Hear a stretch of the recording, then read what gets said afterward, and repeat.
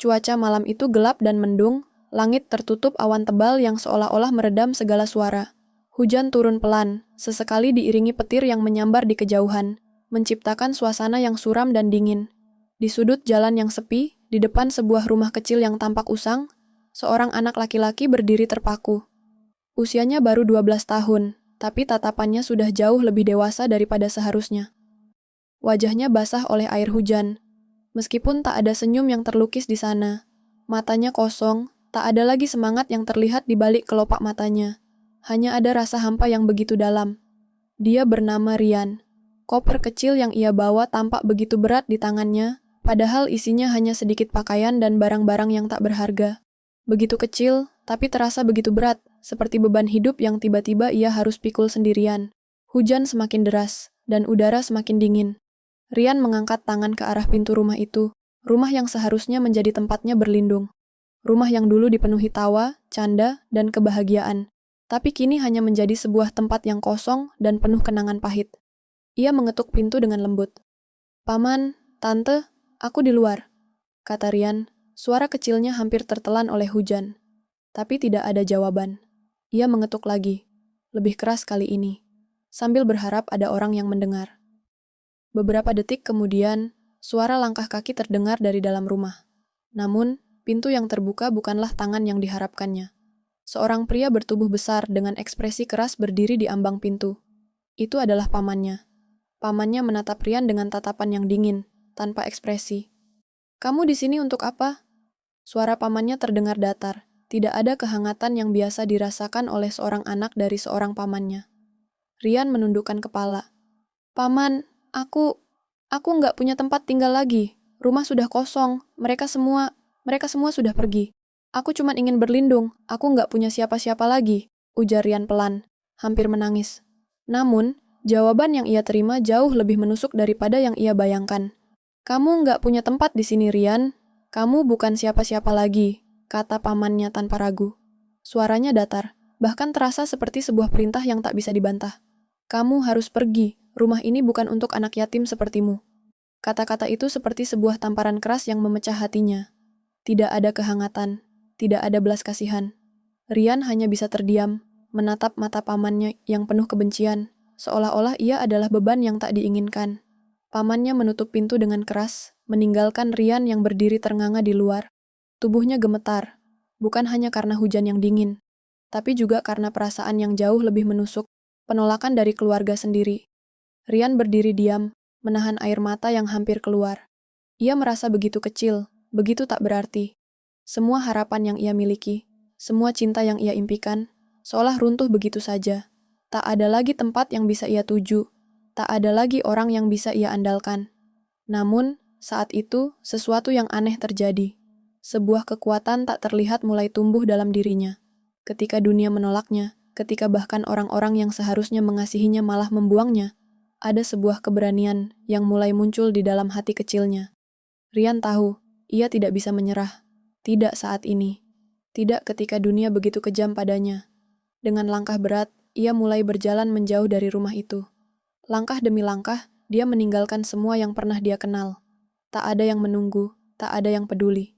Tetapi dia tahu, dia harus bertahan. Rian mungkin seorang anak yatim, tapi dia bukan anak yang akan menyerah begitu saja. Di tengah malam yang gelap, Rian melangkah sendirian, terombang-ambing oleh hujan dan kesedihan. Tidak ada yang tahu apa yang akan terjadi padanya. Namun, di dalam hatinya, dia memutuskan satu hal yang tak akan pernah bisa diambil darinya. Dia akan bertahan hidup. Apapun yang terjadi, dia akan berjuang. Begitulah awal dari perjalanan Rian. Dari seorang anak yatim yang tak punya siapa-siapa, ditinggalkan oleh keluarganya yang seharusnya mengasihinya. Namun, itu bukan akhir. Itu adalah awal dari kisah yang akan mengajarkan dunia tentang keberanian, tentang kekuatan hati, dan tentang bagaimana seseorang bisa bangkit meski dunia seolah-olah tak peduli. Rian terus berjalan menyusuri jalanan yang semakin gelap. Setiap langkahnya terasa berat, seperti ada beban tak terlihat yang semakin menekan bahunya. Hujan yang terus mengguyur membuat tubuhnya menggigil kedinginan. Dan tanpa perlindungan, ia hanya bisa bertahan dengan keberanian yang ia coba bangun di dalam dirinya. Sambil berjalan, Rian memandangi sekelilingnya. Lampu jalan yang redup hanya memberi sedikit penerangan. Namun bayangan gelap menyelimuti hampir semua yang ada di depan matanya. Mobil-mobil lewat dengan cepat. Orang-orang sibuk dengan urusan mereka sendiri. Tidak ada yang peduli. Dengan seorang anak kecil yang sedang terlunta-lunta sendirian, hatinya terasa kosong dan pikirannya penuh dengan pertanyaan yang tak terjawab. Kenapa dunia bisa sekejam ini? Kenapa keluarganya sendiri membuangnya begitu saja? Tak ada jawaban yang bisa diberikan, hanya rasa sakit yang semakin dalam. Rian berusaha menahan air mata yang menggenang di matanya, namun akhirnya tak bisa lagi menahannya. Air mata jatuh begitu saja, bercampur dengan hujan yang mengalir deras di pipinya. Ia duduk di trotoar menundukkan kepala dan berusaha menenangkan dirinya. Aku harus kuat, katanya dalam hati, mencoba untuk meyakinkan dirinya sendiri. Tidak jauh dari tempat Rian duduk, ada sebuah tong sampah besar yang terlihat penuh dengan sampah sisa-sisa makanan. Bau busuk menyengat hidungnya, namun Rian tahu itu satu-satunya pilihan yang ada. Ia berjalan menuju tong sampah itu, membuka tutupnya perlahan, dan mencari sisa makanan yang masih bisa dimakan. Tangan Rian gemetar saat ia meraba-raba sisa-sisa makanan yang terbuang. Sisa roti yang tampak sudah keras, dan beberapa bungkus mie instan yang sudah tak terpakai. Namun, itu adalah makanan yang bisa menyelamatkan hidupnya malam itu. Ia menggigit roti keras itu, menahan rasa jijik, tapi tak ada pilihan lain. Dengan setiap kunyahan, ia merasa dirinya semakin terhubung dengan realitas pahit yang harus ia hadapi. Malam itu, Rian tidur di bawah jembatan, di tempat yang biasanya hanya dilalui orang-orang terburu-buru. Angin malam yang dingin semakin menyiksa tubuhnya yang lelah, dan lantai beton yang keras membuat tiduran di sana terasa lebih seperti siksaan daripada tempat berlindung. Ia memeluk kakinya untuk menghangatkan tubuh, menutup matanya dan berusaha tidur, meski hanya sebentar. Pikirannya terus berputar, terbayang kenangan-kenangan lama tentang rumah yang dulu penuh kebahagiaan.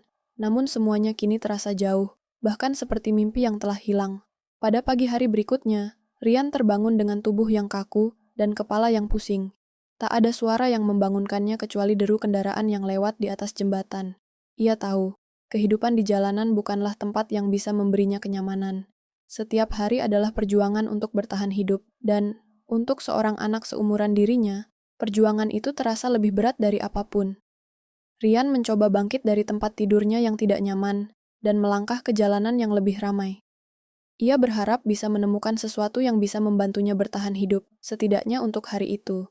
Ia berjalan menuju pasar, melihat orang-orang yang sibuk berbelanja, menikmati hidup mereka tanpa sedikit pun memikirkan anak yatim yang sedang berjuang untuk makanan. Dia berdiri di sudut pasar, memperhatikan orang-orang yang sibuk. Beberapa dari mereka melihatnya sejenak, lalu mengalihkan pandangan mereka dengan cepat, seolah-olah ia tak ada. Tak ada yang peduli dengan Rian. Dia hanyalah seorang anak yatim yang terbuang, seorang anak yang dianggap tidak penting. Di tengah keputusasaan, tiba-tiba ada sebuah suara yang menyapanya. "Hei kamu, kenapa berdiri di sini sendirian?" Suara itu terdengar lembut dan penuh rasa ingin tahu. Rian menoleh dan di depannya berdiri seorang wanita paruh baya dengan kerudung sederhana dan senyum ramah di wajahnya. Rian hanya bisa terdiam, bingung harus menjawab apa. Wanita itu mengulurkan tangan, tampak khawatir melihat kondisinya. "Kamu nggak terlihat seperti orang yang sedang baik-baik saja. Apakah kamu butuh bantuan?" Rian menatap wanita itu dengan mata yang penuh kebingungan. Tidak ada yang pernah berbicara kepadanya seperti itu sebelumnya. Tak ada yang peduli. Ia hanya bisa terdiam, seolah kata-kata itu terlalu sulit untuk dipahami. Wanita itu memperhatikan Rian lebih dekat dan akhirnya berkata, "Ayo, ikut aku. Kita pergi ke rumah. Aku akan beri makanan dan tempat untuk kamu tidur sementara." Rian masih terdiam, berpikir apakah ia harus mengikuti wanita itu. Dia tak tahu apa niatnya. Tapi untuk pertama kalinya sejak dia diusir, seseorang menunjukkan sedikit perhatian. Akhirnya, Rian mengangguk pelan. Mungkin, ini adalah kesempatan untuk menemukan tempat yang lebih aman, setidaknya untuk sementara waktu. Wanita itu memegang tangannya dengan lembut, membimbingnya menuju rumah kecilnya yang tidak jauh dari pasar. Rian merasa sedikit lega, meski rasa khawatir masih menghinggapinya. Apakah ini benar? Apakah ia bisa mempercayai wanita ini? Namun, satu hal yang pasti, dia harus mengambil kesempatan ini.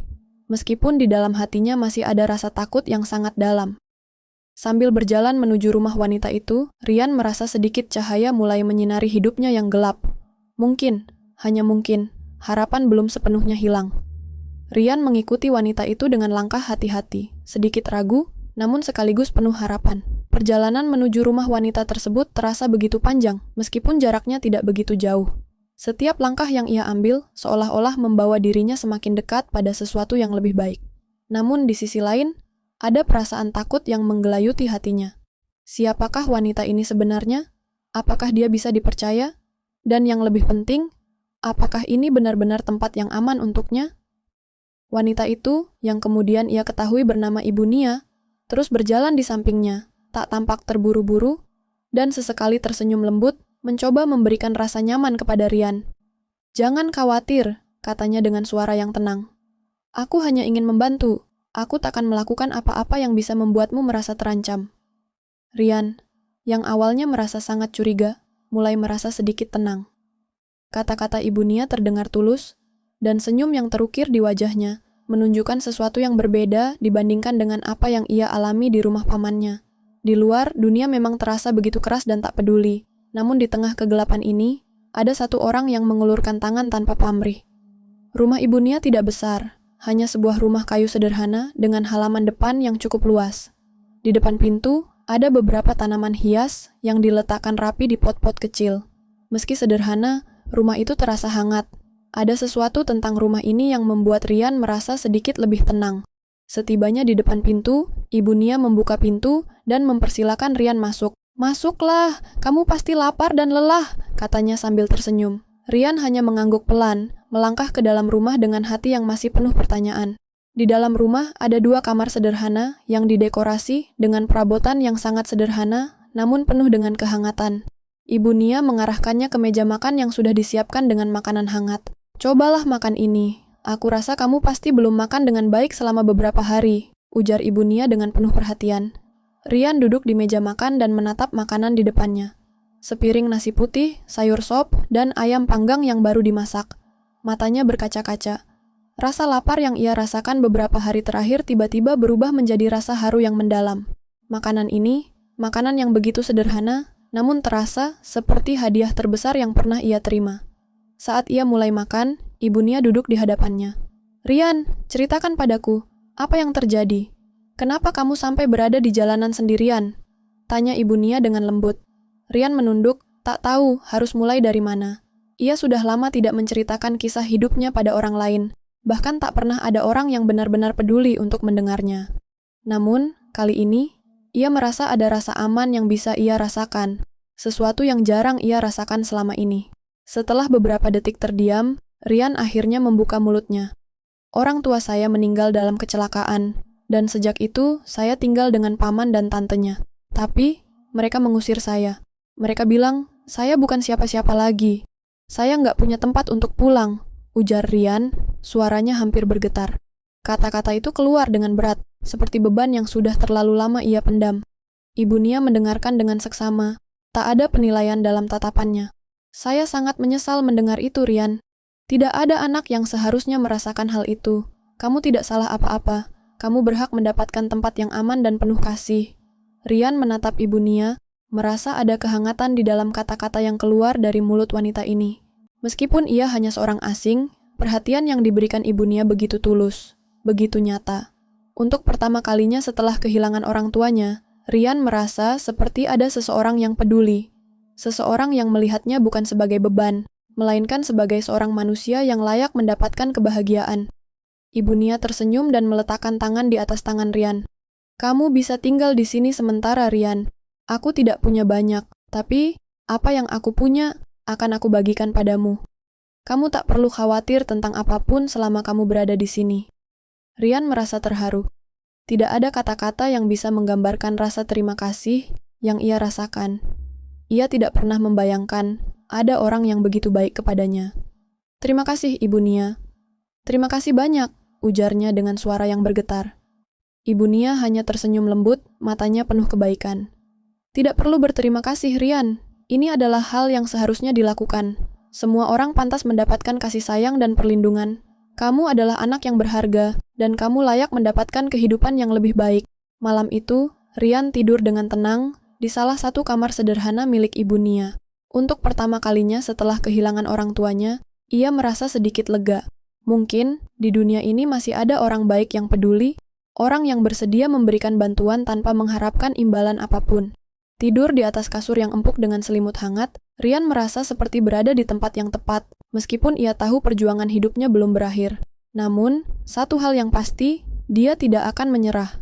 Hari-hari yang penuh penderitaan mungkin masih menantinya, namun dengan orang baik di sisinya, Rian mulai merasa bahwa mungkin saja ada harapan di tengah kegelapan hidupnya. Pagi itu, Rian terbangun dengan perasaan yang berbeda. Meski matahari baru saja muncul, sinar matahari yang masuk melalui celah jendela terasa hangat di kulitnya. Ia duduk di pinggir ranjang, menatap sekeliling kamar yang sederhana, namun kali ini ada rasa tenang yang menyelimuti hatinya. Ia masih di rumah Ibu Nia, dan meskipun hanya semalam, ia merasa seolah-olah ia telah menemukan sebuah tempat yang aman, sebuah tempat di mana ia bisa menyembuhkan diri. Setelah membersihkan diri dan sarapan bersama Ibu Nia, Rian merasa sesuatu dalam dirinya mulai berubah. Ketika pertama kali datang ke rumah ini, ia merasa hampa dan takut, tapi sekarang ada sesuatu yang menggelora dalam dirinya. Sesuatu yang memberinya harapan, sesuatu yang memberinya semangat untuk terus berjuang.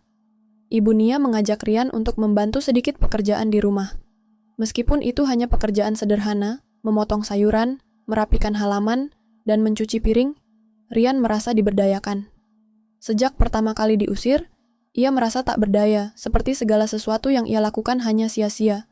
Namun, di sini, di rumah Ibu Nia, ia merasa diberi kesempatan untuk menjadi sesuatu yang lebih dari sekadar anak yatim yang terlupakan. Saat bekerja bersama Ibu Nia, mereka berbincang-bincang tentang kehidupan, dan Ibu Nia sering memberikan nasihat yang penuh makna. Rian, hidup tidak selalu mudah. Kita seringkali jatuh dan merasa tidak punya harapan. Tapi, setiap kali kita jatuh, kita harus bangkit. Kita harus percaya bahwa kita memiliki kemampuan untuk bangkit lagi, kata Ibu Nia dengan penuh keyakinan. Rian mendengarkan setiap kata yang keluar dari mulut Ibu Nia dengan seksama. Kata-katanya begitu sederhana, namun begitu kuat.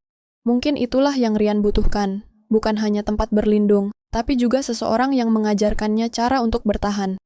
Cara untuk melihat bahwa hidup ini masih layak untuk diperjuangkan. Hari demi hari, Rian semakin terbiasa dengan rutinitas di rumah Ibu Nia.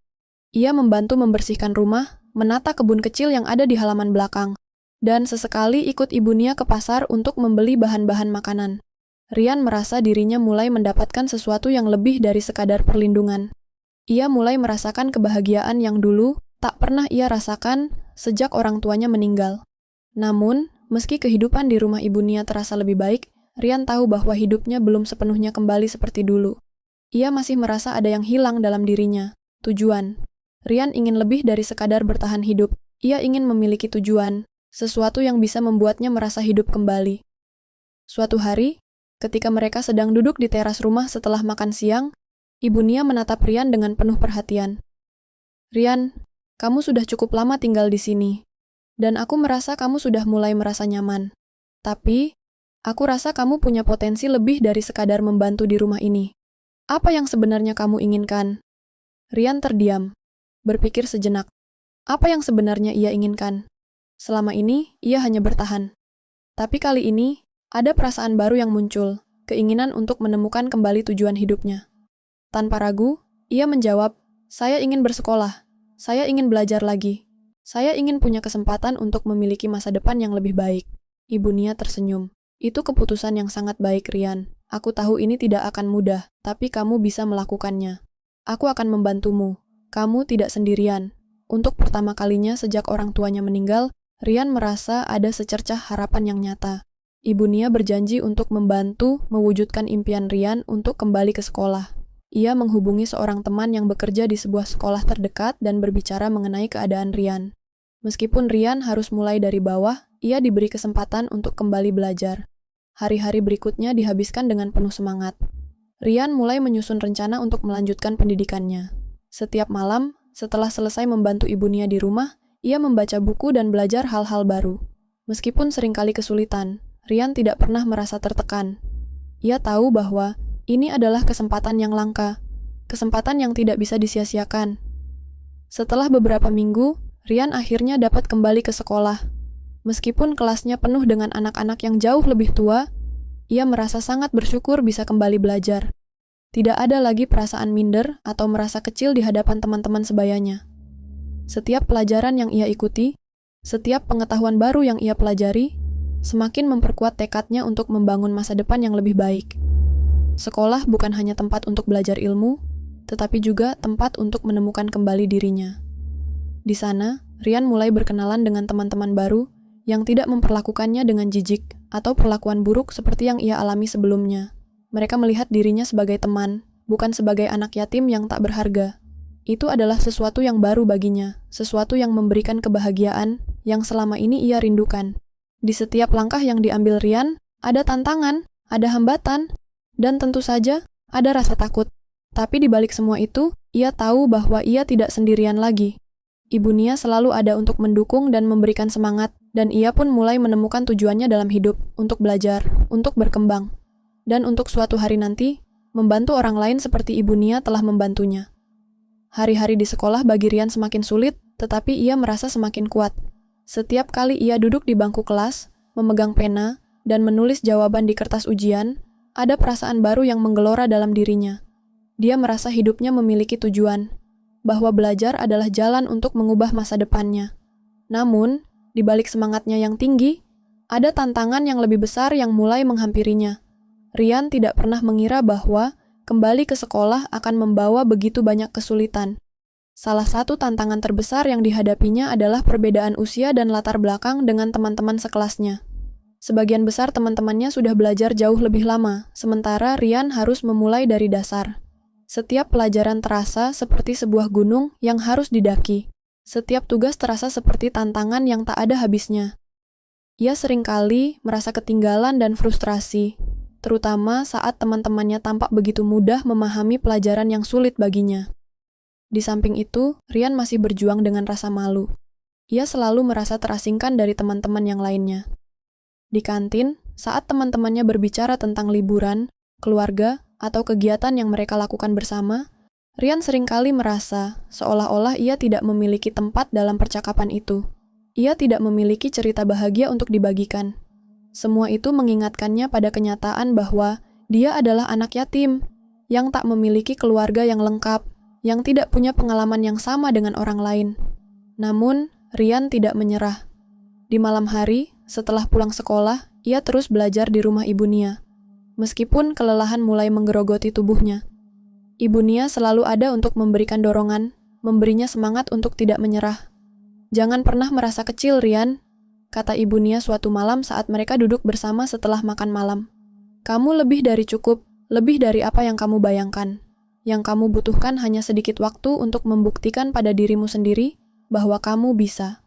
Setiap kata Ibu Nia memberi kekuatan baru dalam diri Rian. Ia mulai belajar untuk mengatasi rasa malu dan ketidaknyamanan yang ia rasakan di sekolah. Ia mulai berbicara lebih banyak dengan teman-temannya, mencoba untuk berbagi cerita meski ia tahu bahwa cerita hidupnya jauh berbeda dari mereka. Di satu sisi, ada rasa takut untuk membuka diri, tetapi di sisi lain, ia merasa bahwa mungkin itulah cara untuk mengubah dirinya, untuk menjembatani kesenjangan antara dirinya dan orang-orang di sekitarnya. Namun, tidak semua hari berjalan mulus. Pada suatu pagi, ketika Rian berjalan menuju sekolah, ia mendengar bisikan-bisikan dari beberapa anak di kelasnya. Beberapa dari mereka mengejeknya secara halus, mencibirnya karena statusnya sebagai anak yatim yang tidak punya orang tua. "Anak itu cuma numpang hidup di rumah orang," bisik salah seorang teman sekelasnya. "Dia nggak akan pernah jadi seperti kita." Bisikan-bisikan itu menusuk telinganya dan membuat hatinya perih. Setiap kata itu terasa seperti api yang membakar semangatnya. Rian merasa dipermalukan, merasa bahwa dunia ini terus mengingatkan padanya betapa terpinggirkan dirinya.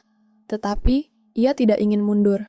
"Aku tidak akan membiarkan mereka mengalahkanku," pikir Rian dengan keras. Dengan tekad yang semakin menguat, ia memutuskan untuk membuktikan bahwa meskipun ia berbeda, ia memiliki potensi untuk sukses. Ia mulai lebih banyak belajar, tidak hanya untuk lulus ujian, tetapi untuk membuktikan pada dirinya sendiri bahwa ia bisa. Ia tahu bahwa jika ia terus berjuang, ia akan membuktikan pada dunia bahwa keadaan tidak mendefinisikan siapa dirinya. Ibu Nia selalu mendukung langkah-langkah kecil yang diambil Rian, memberi nasihat tentang bagaimana menghadapi ejekan dan stigma. "Ingat Rian, dunia ini penuh dengan orang yang tidak mengerti perjuangan kita, tapi itu bukan berarti mereka yang benar.